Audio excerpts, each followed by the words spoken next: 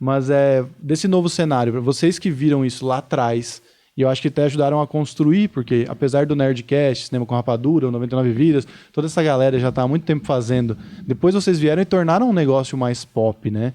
Como vocês enxergam essa nova leva, é legal Eu mesmo? acho muito. Não dá uma coisa tipo, mano, esse pessoal não sabe nada. Eu acho muito legal, tão legal que eu tô fazendo igual agora. Tô imitando os caras novo, que é fazer podcast com vídeo, que vocês estão fazendo muito bem já há mais tempo, mas tem muitos podcasts nascendo agora, né? Nesse formato. E a barreira de entrada agora é muito maior, cara.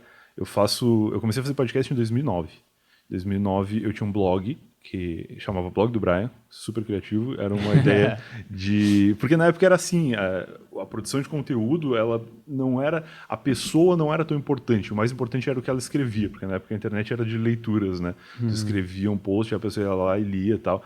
E aí tinha vários blogs, tinha o Asnos, do Nhoque, que hoje tem o podcast com o Igor Seco, inclusive, TH Show, o Igor Seco trabalhou comigo no Não Ovo. Tinha o Bobagento, tinha o Jacaré Banguelo, o Kibi Louco, enfim, tu não sabia quem eram os caras, tu sabia quem era o blog dos caras e tu tinha esse blog na barra de favoritos e tu ia lá ver a barra de favoritos todos os dias na hora do almoço, sei lá, e tu acessava os blogs. E aí eu falei, eu quero ter um blog, mas eu quero que as pessoas saibam quem que tá fazendo esse blog. E aí eu criei um blog com o meu nome.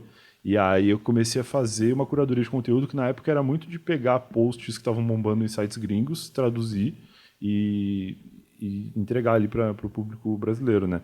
E eu trabalhava num provedor de internet, isso lá no Rio Grande do Sul. Eu morava em Rio Grande, cidade onde eu nasci e onde eu morei até os 23 anos. Rio Grande é a primeira cidade lá embaixo, assim, no estado, quase no Uruguai. Não é a primeira, na verdade, mas ela tem um porto, então eu posso dizer que é a primeira que dá para chegar de navio. Depois para baixo tem que dar uma caminhada. Tem Santa Vitória do Palmar, mas algumas até chegar no Uruguai. E aí em Rio Grande era tudo muito atrasado, assim. Ainda hoje mas na época era mais ainda, porque a internet era só de escada e tinha um provedor de internet na cidade que foi onde eu fui largar meu currículo, assim. Eu falei, se eu não trabalhar aqui, eu não vou trabalhar em lugar nenhum, porque é isso que eu gosto de fazer, assim, eu quero trabalhar com internet. E aí os caras me contrataram. E aí fiquei lá 6 anos, acho, 7 anos talvez, até decidir vir morar em São Paulo. E aí a galera do provedor era meio que o meu único público, assim. Eram os funcionários da empresa no horário de intervalo, porque eram os caras que tinham banda larga na cidade, assim. Era eles e metade dos clientes, porque a outra metade dos clientes ainda era cliente de internet de escada, que usava o discador do provedor para fazer a conexão. E aí era meio assim, comecei a fazer blog nisso. E aí me convidaram para participar de um podcast em 2009, uma parada muito datada, assim, porque me chamaram para participar para falar de Crepúsculo.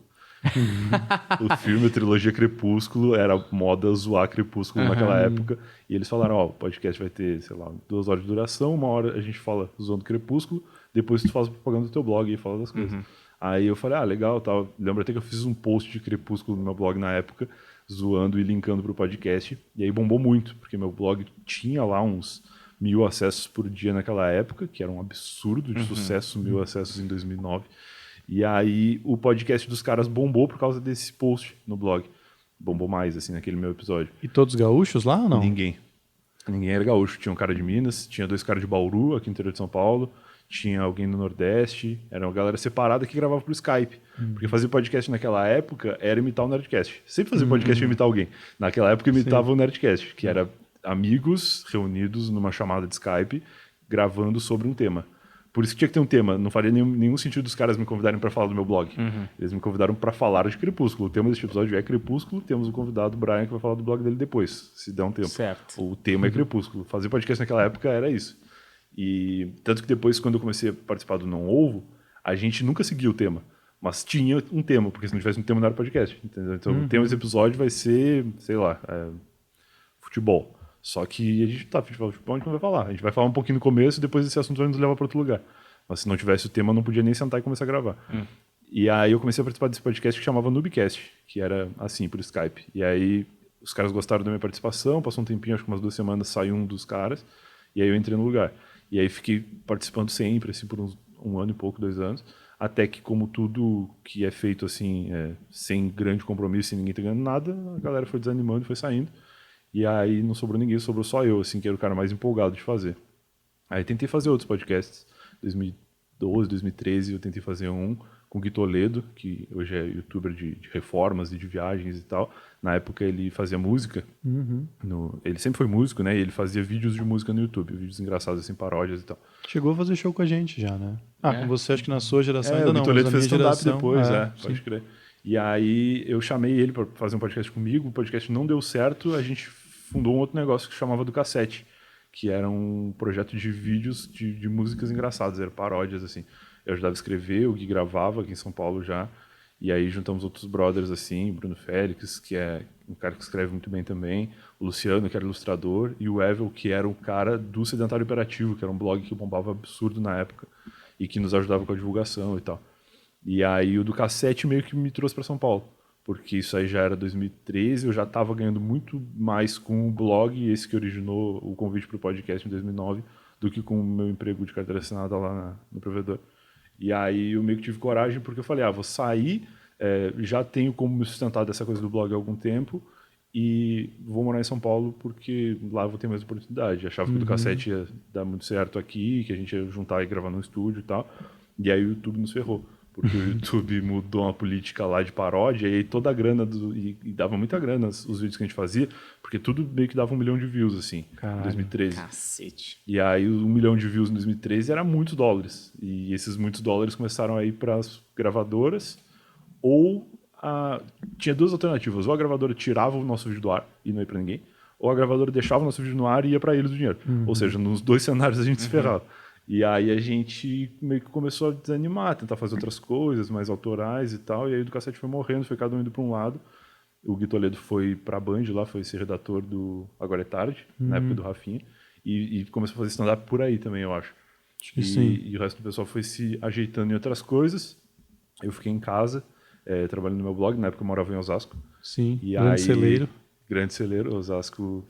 Fiquei morando em Osasco e trabalhando em Osasco de janeiro de 2014 até setembro de 2014, que foi quando eu entrei no Não Salvo. Cara, esse negócio do YouTube, que até você falou que tinha reclamações a fazer, é interessante, porque vocês estavam fazendo paródias ali com um alcance altíssimo. Altíssimo, era a época de Galo Frito, assim, o Galo Frito bombava absurdo. O Galo Frito ainda existe, eu não sei exatamente o que eles têm feito hoje para conseguir viver nesse meio que o YouTube virou. Mas o Galo Frito era gigantesco na época, qualquer paródia que eles lançavam eram muitos milhões de views, assim. Eles faziam sketches também, né? Faziam as sketches também, mas acho que o grande lance eram as músicas. Mas eu digo assim, vocês estavam fazendo as paródias e em algum momento o YouTube, ele estava passando a monetização para os outros, não sei se ele cortava também o alcance, mas tipo assim... Eu acho que não tinha isso, acho que o alcance continuava, mas a grana não vinha para ti. Mas, por exemplo, se vocês postassem uma outra parada que não fosse a paródia, também ela não acertava na veia? Não, porque o nosso negócio era viral. Eu, na época, não tinha essa noção. Hoje eu entendo. A gente não tinha um público que consumia o nosse conteúdo. A gente tinha um pequeno público que viralizava o nosso conteúdo. Então, a gente não tinha 1 milhão de inscritos. A gente tinha, acho que nem 100 mil inscritos na época. Se tinha 100 mil, era um pouco mais de 100 mil. E a gente fazia vídeos que eram engraçados. Então, as pessoas viam e compartilhavam com os amigos. E aí dava 1 milhão, 2 milhões de views. Mas essas pessoas não voltavam na semana seguinte para ver o próximo vídeo. Só se viralizasse de novo. Então, se a gente lançasse qualquer outra coisa que não fosse tão viral quanto aquilo, as pessoas não compartilhavam e dava pouco acesso. Mas a gente fez muita coisa que bombou muito, cara. A gente fazia uns vídeos da Dilma cantando. A Dilma era presidente do Brasil na época, e na época político servia só pra gente zoar mesmo. Hoje em dia tem uma galera que ama eles. Pois é. Mas na época, qualquer político que tivesse lá, era só pra gente brincar. E aí, a Dilma, a gente pegava os discursos dela, que era um inferno, inclusive, assistir os discursos da Dilma. Você assistia Mas inteiro, a gente né? tinha que ver inteiro e anotar as palavras todas e as minutagens, né? E aí, a gente depois pegava as palavras que a gente queria e botava numa edição, e o Gui fazia um autotune para botar a Dilma cantando o Show das Poderosas, por exemplo. Nossa, cara, que era a música que trampo, bombava na velho. época. Tinha uns caras que faziam isso nos Estados Unidos com o Obama, que era muito bem feito. E a gente falou, vamos fazer com o presidente daqui também. E aí era a Dilma, a gente começou a fazer. E aí depois de um tempo até o CQC comprou esse quadro e a gente passou apresentando no CQC. A gente fez com o Datena, fez com o Marcelo Rezende, fez com a galera da Band, assim, foi bem legal. Mas era uma parada que viralizava muito e que eu nem sei, a gente não entendia de algoritmo, não entendia nada. A gente só fazia o que a gente gostava e por acaso o YouTube também gostava na época. Mas aí passou um tempo e eles passaram a gostar e pagar os outros e a gente começou a se dar mal. Fala pessoal, eu sou o Brian Rizzo. Se você gostou desse corte, se inscreve aqui no canal, assista outros cortes ou vai lá no canal Planeta Podcast para assistir tudo na íntegra.